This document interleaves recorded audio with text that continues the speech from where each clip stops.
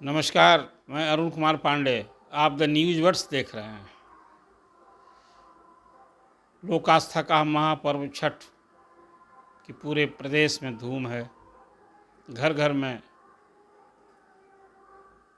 पूजा की तैयारी हो रही है। कल से नहाय खाए हैं, मतलब 5 नवंबर को नहाय खाए, 6 को खरना, 7 तारीख को व्रत और 8 तारीख को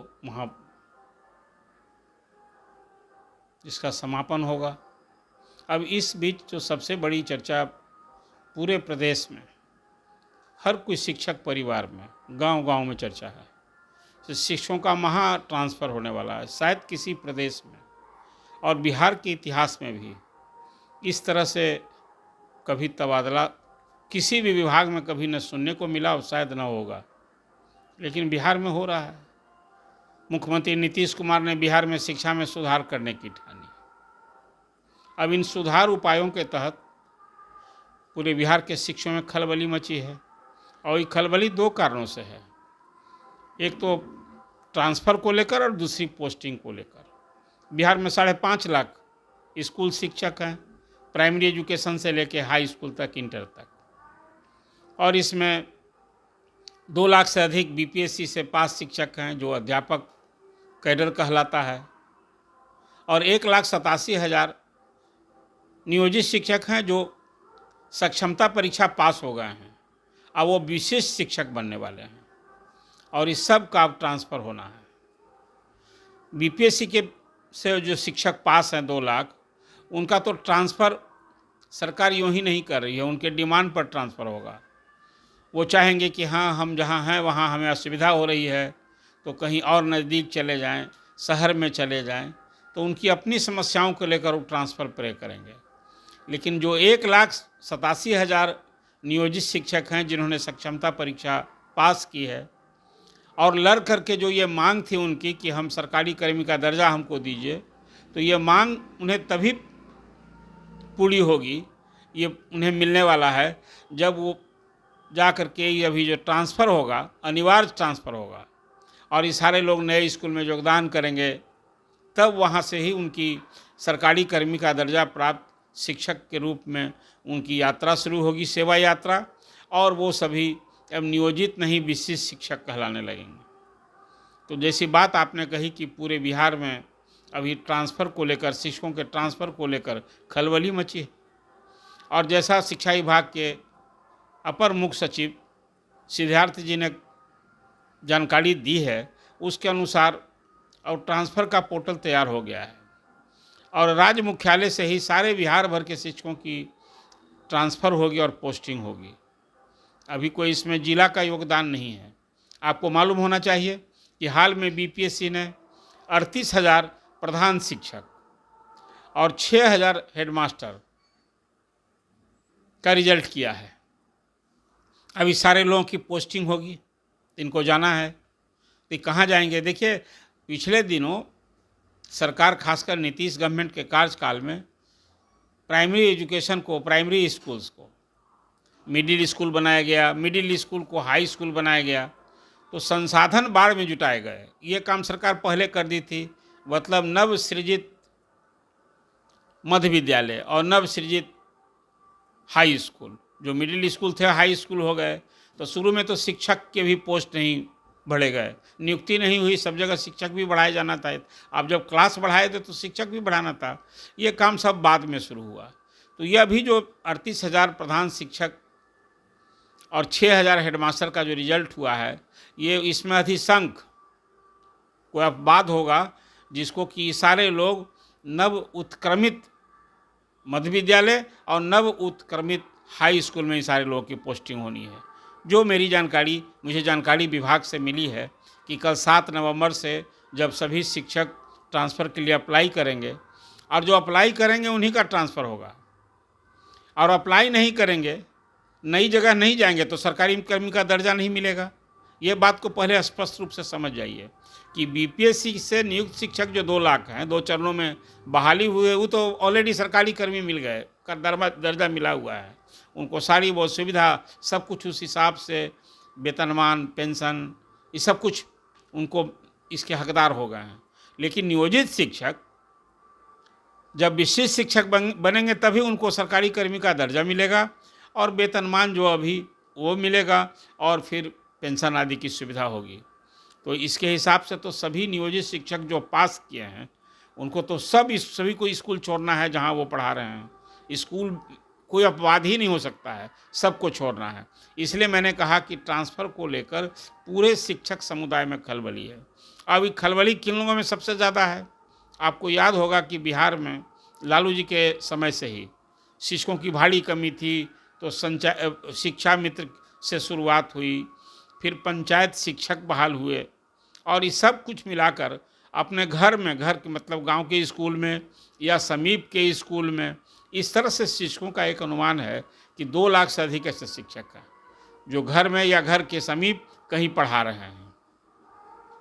अब इसमें कोई लगभग 1 लाख शिक्षकों ने जो नियोजित शिक्षक अभी कहलाते हैं उन्होंने तो परीक्षा ही नहीं दी है, तो उस पर तो वो स्थानांतरण नीति जो सरकार की आई है उसके वो दायरे में आते ही नहीं हैं। वो तो अब ट्रांसफ़र के लिए अप्लाई भी नहीं कर सकते हैं। तो अप्लाई कौन कर सकता है? जिन लोगों ने बीपीएससी की परीक्षा दी है या सक्षमता परीक्षा दी है। वही 3 तरह के जो कैटेगरी के शिक्षक हैं बचे हुए, एक तो चौथा कैटेगरी जो अप्लाई ही नहीं कर सकते हैं वो बता दिया आपको, और 3 कैटेगरी जो बीपीएससी पास हैं, जो सक्षमता परीक्षा पास हैं और जो पहले से वेतनमान वाले हैं, उनके लिए ये ट्रांसफ़र की पॉलिसी आई है। अब इसमें क्या है कि स्थानांतरण में बहुत सारा भ्रम हो रहा था। बहुत सारे लोगों शिक्षकों से मेरी बात हुई तो 10 स्कूल खोज रहे थे। ये स्पष्ट है कि भाई किसी को स्कूल का तो आपको ऑप्शन देना नहीं है। 10 ऑप्शन क्या देना है? महिला शिक्षक को पंचायत से बाहर, जो गृह पंचायत है, जिस पंचायत की वो रहने वाली हैं, उनसे बाहर, गृह पंचायत के बाहर उनको पंचायत का ही ऑप्शन देना है, 10 पंचायत का। और ऐसा अनुमंडल, अपने अनुमंडल के अंदर, गृह अनुमंडल के अंदर 10 गृह पंचायत छोड़ करके और ऑप्शन देना है। अब उस अनुमंडल में यदि 10 पंचायत नहीं होगा तो आप खुद समझ लीजिए कि आपको उसके समीप का कोई दूसरे अनुमंडल के समीप का पंचायत का ऑप्शन दीजिए। और उसी तरह से जो पुरुष शिक्षक हैं उनको आप गृह अनुमंडल तो सोच ही नहीं लीजिए, आपको स्कूल भी छोड़ना है और गृह अनुमंडल से बाहर जाना है। और फिर गृह अनुमंडल से बाहर जाएंगे तो बहुत सारे ऐसे भी ज़िले हैं जहाँ की एक ही अनुमंडल है और उस गृह जिला में थे तो उनको गृह जिला से बाहर जाना है।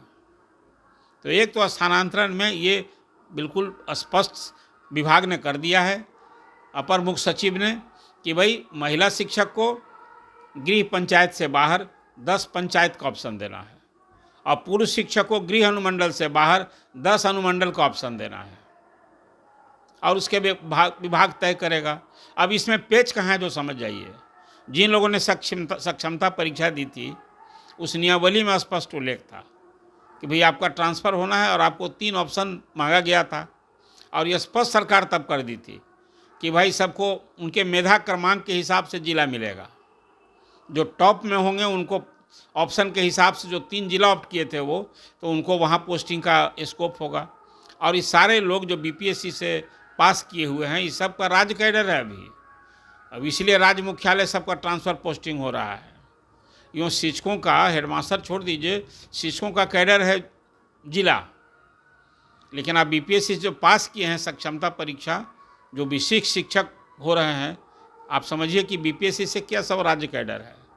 तो इस सब को आपको उसी हिसाब से ऑप्शन देना है। तो जो लोग घर और घर के समीप पोस्टिंग थे, पहले तो ये वज्रपात उन लोगों को हो गया कि अब उनको घर छोड़ना होगा, नौकरी तो करनी है। और फिर जो बीपीएससी परीक्षा पास किए थे, तो शुरू में तो अभी पोस्टिंग हुई थी कि भाई सरकार यही प्राथमिकता रखी थी कि सबको, खासकर ग्रामीण क्षेत्र के स्कूल खाली पड़े थे शिक्षकों के, तो सब की पोस्टिंग ग्रामीण क्षेत्रों में हुई। किसी एक की पैरवी नहीं चली थी, आप सभी जानते हैं। अब बीपीएससी से पास जो अभ्यर्थी थे उनको नौकरी चाहिए थी, तो सरकार जहां पोस्टिंग की, जो भी सितम भी रहे, परेशानी भी रहे, लोग काम कर रहे हैं, लेकिन अवसर सरकार अब देने जा रही है उनको कि भी आप भी ऑप्शन दीजिए। तो वैसे लोगों को ही गृह जिला और गृह जिला के समीप का अनुमंडल का देना है, 10 अनुमंडल का। अब इसमें तो 25,000 शिक्षक राज्य के बाहर के भी आए हैं। अब वो कहाँ अब वो जिला के बदलने का देंगे, उनके लिए तो कोई गृह अनुमंडल है नहीं। तो अब वो जिला देंगे कि हम फलना जिला में पोस्टिंग हो गए हैं, यहाँ परेशानी है, हम किसी और दूसरे ज़िले में चलाएँ, उनके लिए क्या फ़र्क पड़ता है। तो कुल मिला जुला करके अभी जो तस्वीर उभरी है, शिक्षकों को जो है वहाँ ट्रांसफ़र हो रहा है।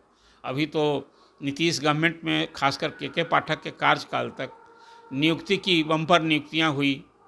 बीपीएससी से 2 लाख शिक्षक बहाल हुए, नियोजित शिक्षक को सक्षमता परीक्षा ली गई और 1,87,000 हो गए विशिष्ट शिक्षक बनने जा रहे हैं। और अब फिर इसके बाद अभी आप सभी जानते हैं कि तीसरे चरण के शिक्षक नियुक्ति के लिए रिजल्ट का इंतज़ार हो रहा है और उसमें कोई 80,000 से अधिक शिक्षक बहाल होने वाले हैं। और जब ये सब कुछ पूरा हो जाएगा तो फिर चौथे चरण में भी 1,60,000 शिक्षकों की नियुक्ति के लिए विज्ञापन निकलने वाला है। लेकिन आज आपके सामने मैं चर्चा इसलिए कर रहा हूँ, ये शिक्षकों का जो बम्पर ट्रांसफ़र हो रहा है, देखिए ऐच्छिक ट्रांसफ़र तो इसको कदापि कहा ही नहीं जा सकता है। ये सब का एक तरह से आप मानिए कि जबरन ट्रांसफ़र है। और मुझे हैरानी होती है बिहार में जो दर्जन से अधिक शिक्षक संगठन बने हैं, और चाहे अग्रणी शिक्षक संघ बिहार माध्यमिक शिक्षक संघ हो या बिहार प्राथमिक शिक्षक संघ हो, और अलग अलग ही जो 1.5 दर्जन से अधिक शिक्षक संगठन बना हुआ है, ये किसी की चली नहीं। संघ की दुकानदारी भले चलती रही, किसी की कोई मांग सरकार पूरी नहीं की। कोई शिक्षक संगठन यदि ये दम भरता हो कि हमारी मांग और हमारे आंदोलन की बदौलत सरकारी कर्मी का दर्जा मिला है, तो देखिए ये वोट का ये ज़माना है। और नीतीश कुमार को तो जब जब चुनाव नज़दीक आता था तो आप याद कीजिए कि शिक्षकों का जो वेतन बढ़ा दिया जाता था। और आज भी एक चीज़ आप स्पष्ट लोगों को समझना चाहिए कि बिहार के शिक्षक जो अब विशिष्ट शिक्षक बनने जा रहे हैं, अब बीपीएससी भी शिक्षक बनने जा रहे हैं, एक तरह से उनका ग्रेड पे तो है नहीं, सबको नियत वेतन है। सभी इस तरह के शिक्षकों का सरकार ने नियत वेतन तय किया है और उसी के आधार पर डीए मिलता है, हाउस रेंट मिलता है, और फिर कालांतर पेंशन जब रिटायर होंगे तो मिलेगा। लेकिन ग्रेड पे तो है नहीं कि हर साल जैसे दूसरे सरकारी कर्मियों को साल दर साल उसका वेतन बढ़ता है। यहाँ तो सरकार ग्रेड पे लेकर नहीं आई है, आपके लिए एक नियत वेतन कर दी है और उस पर ही डीए, हाउस रेंट सब कुछ मिला करता है। तो ये भी शिक्षक संगठनों की कौन सी मांग पूरी हुई, ये भली भांति समझना चाहिए। ये मैं मानता हूँ कि पिछले दशक में जब मुख्यमंत्री नीतीश कुमार शुरू में बने थे तो बिहार माध्यमिक शिक्षक संघ से एक बड़ी भूल हो गई। वो सहमति जो जता दी कि भाई जो वेतनमान वाले शिक्षक हैं जैसे जैसे रिटायर होंगे उनका पद समाप्त हो जाएगा और उनकी जगह नियोजित शिक्षक बहाल होंगे। ये बिहार माध्यमिक शिक्षक संघ के हिस्ट्री में ये शिक्षक के हित के साथ बड़ा कुठाराघात हुआ। और अब तो नियोजित शिक्षक तब से बहाल होने लगे। अब वही नियोजित शिक्षक विशिष्ट शिक्षक बनने जा रहे हैं और नियोजित शिक्षक तो अब इतिहास के पन्ने में चले जाएंगे। अब तो कोई नियोजित शिक्षक बहाल भी नहीं होना है, जो सरकार की परिकल्पना है। और फिलहाल जो शिक्षक नियोजित शिक्षक विशिष्ट शिक्षक बनने के लिए जिन लोगों ने सक्षमता परीक्षा दी थी और इस ट्रांसफ़र के कारण उनको लगता है कि हमको जाना होगा, तो वो नहीं देंगे यदि, तो नियोजित शिक्षक ही रह जाएंगे। अभी आगे देखना होगा कि उनके बारे में सरकार क्या फैसला लेती है। एक तो जिन लोगों ने परीक्षा नहीं दी और जो परीक्षा पास कर गए हैं और वो फिर इस ट्रांसफ़र के लिए अप्लाई नहीं करेंगे, 10 ऑप्शन नहीं देंगे, तो फिलहाल तो उनका ट्रांसफ़र नहीं होगा।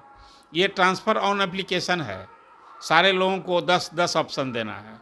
लेकिन ये ट्रांसफ़र उन्हीं शिक्षकों का ट्रांसफ़र पर विचार होगा जो लोग 10 ऑप्शन देंगे। ये जो अभी मिलने जा रहा है, कल से ये 7 नवंबर से संभवतः ये शुरू होगा और इसके बाद फिर ये आपको 15 दिन समय मिलेगा अप्लाई करने का और फिर 15 दिन विभाग जो है यहाँ मंथन करके सबको पोस्टिंग करके और 31 दिसंबर तक सबकी पोस्टिंग का ऑर्डर निकल जाएगा। और सरकार की परिकल्पना है कि नए साल में फर्स्ट वीक में सभी शिक्षक जिनकी जहाँ पोस्टिंग होगी वो लोग वहाँ योगदान देंगे और फिर नए सिरे से इससे तो एक जो सामने स्वरूप देख रहा है संपूर्ण बिहार के सभी 75,000 से अधिक स्कूलों में शिक्षकों का स्वरूप बदल जाएगा। अब शायद ही कुछ शिक्षक पुराने चेहरे होंगे, सब नए चेहरे हो जाएंगे। तो अब ये देखिए शिक्षकों की इस विशाल ट्रांसफ़र नीति जिसको कहिए कि महा ट्रांसफ़र, ये ट्रांसफ़र तो पहले होता था जो हम लोग कहते थे कि सामूहिक तबादला, ये महा स्थानांतरण है, महा तबादला। तो ये सरकार लेकर आई है आपके लिए नीति, कितना आपके लिए कारगर है। शिक्षकों में तो कोहराम मचा हुआ है और मैं देख रहा हूँ सोशल मीडिया पर कि लोग कोस रहे हैं इस सरकार को, मुख्यमंत्री को कोस रहे हैं, आने वाला चुनाव का डर दिखा रहे हैं। और एसीएस तो सरकार की नीति होती है, उसी को लागू करते हैं। लेकिन देख रहे हैं कि कई शिक्षक संगठनों का एसीएस पर भी नाराज़गी दिख रही है। और एसीएस क्या करेंगे? सरकार जो नीति बनाएगी जिस पर शिक्षा मंत्री की सहमति होगी, मुख्यमंत्री, आखिर देखिए सब कुछ हो रहा है नीतीश गवर्नमेंट मुख्यमंत्री की सहमति से, शिक्षा मंत्री सुनील कुमार की सहमति से। विभाग के अधिकारी स्वतंत्र रूप से कोई फैसला थोड़े लेते हैं। यहाँ तो मुख्यमंत्री कोई निर्णय और आदेश लेते हैं, वो भी नहीं लागू हुआ क्या लागू? 10 से 4 स्कूल की जो टाइमिंग हुई थी लागू हुआ। मुख्यमंत्री ने घोषणा की थी असेंबली में, बजट सत्र में की थी और 2 सत्र बीत गया और फिर देखिए 25 नवंबर से शरदकालीन सत्र आ रहा है। मुझे लगता है कि ये शरदकालीन सत्र में जो 25 नवंबर से हो रहा है, फिर शिक्षक संगठन सड़क पर आएंगे। जो मैं देख रहा हूँ खलबली या कोहराम, और असेंबली के अंदर खास से जो शिक्षक प्रतिनिधि हैं विधान परिषद में, अब विधानसभा में भी विपक्ष के लिए, राजद के लिए, कांग्रेस के लिए हमें लगता है कि चुनाव नज़दीक तक इस मुद्दे को निश्चित रूप से उठाएंगे। ये होगा एक मुद्दा, फिर इसकी एक सियासत होगी और विपक्ष इसको मुद्दा बना के भरसक फिर शिक्षकों को अपनी ओर खींचने के लिए वोट के हिसाब से करेगा। लेकिन सरकार तो अडिग है अपने काम पर, अपने निर्णय पर, अपनी नीति पर। और 7 नवंबर से 15 दिन तक आपसे आवेदन लिया जाएगा और फिर सरकार सबको विभाग में पोस्टिंग का प्रपोजल को फाइनल करके 31 दिसंबर तक आदेश निकल जाएगा। इसमें कोई जिला स्तर के अधिकारी की कोई भूमिका नहीं है। हाँ, परसों सारे शिक्षा विभाग के अधिकारियों के साथ एसीएस ने बैठक की थी और शिक्षकों के इस महातबादला, महास्थानांतरण की नीति क्या होगी, क्या स्वरूप होगा, इसको अंतिम रूप दिया गया है। तो आज आपके सामने बिहार के शिक्षकों के इस महास्थानांतरण के इस निकट फैसले और नीति को लेकर जो एक चर्चा है उसको मैंने अपने चर्चा की है। और ये फिर एक बात स्पष्ट मैं दोहरा देना चाहता हूँ कि जो तबादला हो रहा है अभी, उसमें शिक्षक जो 10 ऑप्शन देंगे, महिला शिक्षक अपनी गृह पंचायत से बाहर 10 पंचायत का देगी। यही मांगना है, उसको भरना है। स्कूल कहीं आपको नहीं देना है, स्कूल थोड़े आपको तय करना है, स्कूल तो सरकार तय करेगी। और उसी तरह से पुरुष शिक्षकों को गृह अनुमंडल से बाहर 10 अनुमंडल का ऑप्शन देना है। अब वो चाहे गृह अनुमंडल से बाहर वो गृह जिला में हो या गृह जिला से बाहर हो, ये तो अब सरकार को फैसला। आप शिक्षकों के हित में आपका कोई अब अधिकार भी नहीं है कि आप कहेंगे कि हमारा पोस्टिंग वहीं हो। इसलिए ऐसी नीति, ऐसी नियमावली बना दी गई है कि शिक्षक को अब कुछ नहीं है। नीति नियमावली भी बनती है ना, तो उसमें लिखा हुआ है कि ये आपका अधिकार नहीं होगा, तो सरकार अपने अधिकार का इस्तेमाल कर रही है। तो कुल मिला जुला कर शिक्षकों के महास्थानांतरण का जो एक खलबली पूरे बिहार में मची हुई है, उसकी चर्चा आपसे की है। आप क्या सोचते हैं, शिक्षकों का इस तरह का तबादला, इस तरह का स्थानांतरण नीति कितना उचित है? इससे शिक्षा में सुधार होगा कि नहीं होगा? कहा कि पहले तो शिक्षकों को सुधारने के लिए के पाठक के ज़माने में क्या क्या फैसला हुआ, मैं प्रारंभ से विभाग की इस सोच की भर्त्सना करता रहा हूँ कि बिहार में सभी शिक्षक क्या योग्य हैं। इन्हीं शिक्षकों के बूते कोई 2 करोड़, 1.5 से पौने 2 करोड़ विद्यार्थी पढ़ रहे हैं सरकारी स्कूलों में। क्यों ऐसी सोच बन गई है? ठीक है, आपने, मुख्यमंत्री ने कहा था कि हम मामूली परीक्षा लेंगे, तो सक्षमता परीक्षा हुई और ये बात सही है कि इसमें तो दर्जनों की संख्या में शिक्षकों से मेरी जब बातें होती है, तो जो बीपीएससी से भी पास हैं वो, और जिन्होंने सक्षमता परीक्षा दी है बिहार बोर्ड ने जो लिया था, तो अब तो बधाई देनी होगी दोनों को। एक तो जो शिक्षक पास कर गए, सक्षम हो गए सक्षमता परीक्षा में, और फिर बीपीएससी से क्या आधार रहा उनके सिलेक्शन का। तो चलिए, तो एक अलग विषय है सरकार कहती थी कि मामूली परीक्षा लेके सबको बना देंगे, तो जिन लोगों ने परीक्षा दी उसमें तो फेल मामूली हुए ना, मात्र 10,000 नियोजित शिक्षक फेल हुए, मतलब 1,87,000 तो पास ही हो गए, सभी योग्य हो गए। तो उनकी योग्यता पर पहले से भी सवाल उठाना गलत था, ये मैं मानता हूँ। तो शिक्षा में सुधार के लिए ये शिक्षकों का महाहस्तांतरण कितना सही है, कितना गलत है, और ये इससे शिक्षा में सुधार होगा, सरकार की ये सोच कितना सही है। अब तो 2025 का जो वर्ष होगा उसमें सरकार ठानी है कि हम गुणवत्तापूर्ण शिक्षा पर जोर देंगे। अब शिक्षक की बहाली हो गई, स्कूल बिल्डिंग बना दिए, तो अब तो साइंस विषय की पढ़ाई हो स्कूल। हाँ, एक पर सरकार बिल्कुल अडिग है कि शिक्षक को समय पर जाना पड़ेगा, जो स्कूल में निर्धारित है उनका, अब आप पढ़ना भी पड़ेगा तब पढ़ाएंगे। ये सारी व्यवस्था लागू हो रही है निजी स्कूलों की तरह। तो सरकार की एक मंशा तो सही है, हाँ तरीके पर आपको कुछ पेन हो सकता है, आपत्ति हो सकती है। तो शिक्षा के में सुधार को लेकर जो अभी शिक्षकों का महास्थानांतरण का जो अभी की कार्रवाई शुरू होने वाली है 7 नवंबर से, और दिसंबर तक तो ये सब कुछ होता रहेगा। और सारे शिक्षक को अब तो नए स्कूल में जाना है। अब ये की स्थिति बदलेगी। 2025 में बिहार के स्कूलों में एक स्वरूप बदला दिखेगा, खासकर शिक्षकों। इसमें अभी लाइब्रेरियन के लिए कोई चर्चा नहीं है, ये सब कुछ अभी हो रहा है शिक्षक को लेकर के। अब देखिए सरकार आगे फिर लाइब्रेरियन के बारे में कुछ तय करेगी। आपके सामने एक अपडेट जानकारी दी है। आप द न्यूज़ बड्स को देखिए, लाइक कीजिए और अपनी सलाह ज़रूर दीजिए कि शिक्षा के सुधार के नाम पर जो कुछ नीतीश गवर्नमेंट करती रही है उसकी मंशा क्या है, सही है, या जो कर रही है वो सही है। आप क्या सोचते हैं, आपके हिसाब से क्या होना चाहिए, ये राय तो ज़रूर दीजिए। धन्यवाद।